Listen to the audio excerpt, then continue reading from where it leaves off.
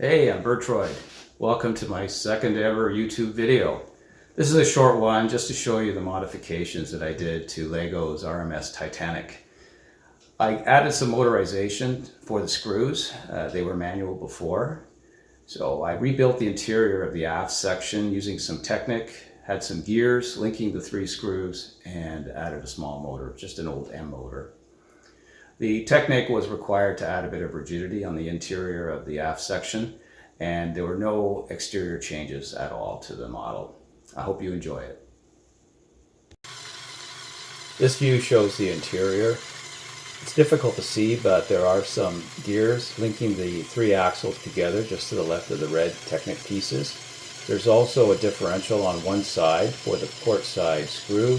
That's intended to have that screw rotate in the opposite direction from the other 2, just like the real Titanic.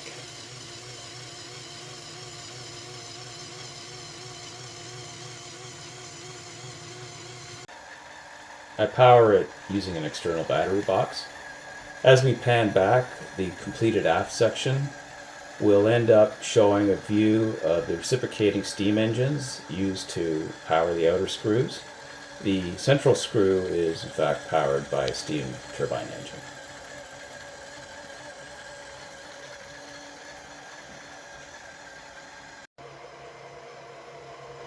And finally, here's a view of the completed Titanic in operation.